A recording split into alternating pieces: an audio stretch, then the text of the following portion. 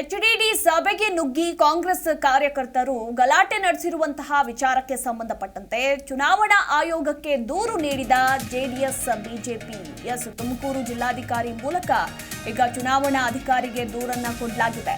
ಸಭೆಗೆ ನುಗ್ಗಿ ಕಾಂಗ್ರೆಸ್ ಕಾರ್ಯಕರ್ತೆಯರು ಗಲಾಟೆ ಮಾಡಿದ್ರು. ಹೀಗಾಗಿ ಅವರಿಗೆ ಶಿಕ್ಷೆ ಆಗಬೇಕು ಅಂತ ಹೇಳಿ ಚುನಾವಣಾ ಆಯೋಗಕ್ಕೆ ದೂರು ನೀಡಲಾಗಿದೆ. ಮಾಜಿ ಪ್ರಧಾನಿ ಎಚ್.ಡಿ. ದೇವೇಗೌಡರಿಗೆ ಭದ್ರತಾ ವೈಫಲ್ಯವಾಗಿದೆ ಅಂತಾನೆ ಹೇಳಬಹುದು. ಕೆಪಿಸಿಸಿ ಅಧ್ಯಕ್ಷ ಡಿ.ಕೆ. ಶಿವಕುಮಾರ್ ಹಾಗೆ ಸಹಕಾರಿ ಸಚಿವ ಕೆ.ಎನ್. ರಾಜಣ್ಣರ ಪ್ರಚೋದನೆಯಿಂದ ಈ ಗಲಾಟೆ ಮಾಡಲಾಗಿದೆ ಅನ್ನೋ ಮಾತುಗಳು ಕೂಡ ಕೇಳಿ ಬಂತು. ಪ್ರಚಾರದ ಸಂದರ್ಭದಲ್ಲಿ ಕಾಂಗ್ರೆಸ್ ಕಾರ್ಯಕರ್ತೆಯರು ನುಗ್ಗಿ ಗಲಾಟೆಯನ್ನ ಮಾಡಿದ್ರು.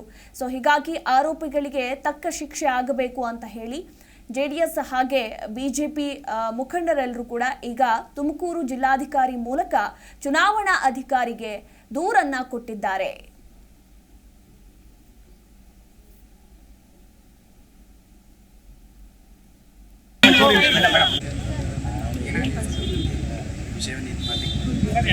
ಏನು ಮಾಡಬೇಡಿ, ದಯಮಾಡಿ ಆಕ್ಷನ್ ತಗೊಳ್ಬೇಕಾಗುತ್ತೆ.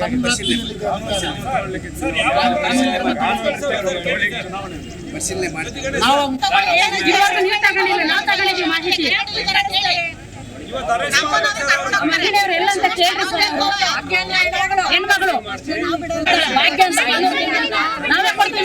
ಎಲೆಕ್ಷನ್ ಇರೋದ್ರಿಂದ ನಾವು ಕೂಡ ಅದನ್ನ ಕಾನೂನನ್ನ ನಾವು ಕೂಡ ಭಂಗ ಮಾಡ್ತಕ್ಕಂಥದ್ದಕ್ಕೆ ನಾವು ಹೋಗೋದಿಲ್ಲ.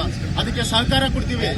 ನಮಗೆ ಆ ಒಂದು ಇದನ್ನ ನಾವು ಇವತ್ತು ನಮ್ಮ ಪೂಜ್ಯ ದೇವೇಗೌಡರು, ಕುಮಾರಸ್ವಾಮಿ ಅವರು, ನರೇಂದ್ರ ಮೋದಿ ಅವರು ಮತ್ತು ಯಡಿಯೂರಪ್ಪ ಅವರು, ವಿಜೇಂದ್ರ ಅವರು ಎಲ್ಲರೂ ಕೂಡ ನಮಗೆ ತೋರಿಸ್ಕೊಟ್ಟಿದ್ದಾರೆ. ಆದ್ರಿಂದ ನಾವು ಇವತ್ತು ಒಂದು ಬಹಳ ಗೌರವಯುತವಾಗಿ ಕೂಡ ನಾವು ಹೇಳ್ತಾ ಇದ್ದೀವಿ, ಮುಂದೆ ಇಂಥ ಘಟನೆಗಳನ್ನು, ದುರ್ಘಟನೆಗಳಿಗೆ ಯಾವುದೇ ಕಾರಣಕ್ಕೂ ಕೂಡ ನಾವು ಕಾಂಗ್ರೆಸ್ನವರು ಮಾಡಿಸಬಾರದು ಅಂತಕ್ಕಂಥ ಒಂದು ಎಚ್ಚರಿಕೆ ಅಥವಾ ಸೂಚನೆಯನ್ನು ನಾವು ಇವತ್ತು ದಿವಸ ಕೊಡ್ತಾ ಇದ್ದೀವಿ.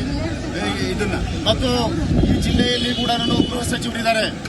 ಗೃಹ ಸಚಿವ ದೇವೇಗೌಡ ಸಾಹೇಬರು ಕುಂಚಟಿಗರ ಒಕ್ಕಲಿಗರ ಭವನದಲ್ಲಿ ನಡೀತಕ್ಕಂಥ ಚುನಾವಣಾ ಪ್ರಚಾರ ಕಾರ್ಯಕ್ರಮದಲ್ಲಿ ಸೋಮಣ್ಣ ಪರವಾಗಿ ಇದ್ದಕ್ಕಿದ್ದಂಗೆ ಕೆಲವು ಕಾಂಗ್ರೆಸ್ಸಿನ ಮಹಿಳಾ ಕಾರ್ಯಕರ್ತರು ಬಂದು ಕುಮಾರಣ್ಣವರ ವಿರುದ್ಧ ಮತ್ತು ದೇವೇಗೌಡರ ವಿರುದ್ಧ ಘೋಷಣೆಗಳನ್ನು ಕೂಗಿದ್ರು.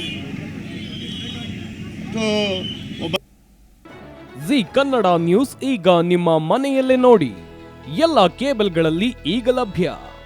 ಸನ್ Direct 292, Jio TV 1334, U Digital 162, City Cable 51, GTPL 17, Abhishek Cables 821, Rockline Telecommunication 51, Shri Basaveshwara number 60, Vinayaka Digital number 53, In Digital number 896ರಲ್ಲಿ ನಿಮ್ಮಿಸ್ತದ ಜಿ ಕನ್ನಡ ನ್ಯೂಸ್ ನೋಡಿ ಆನಂದಿಸಿ.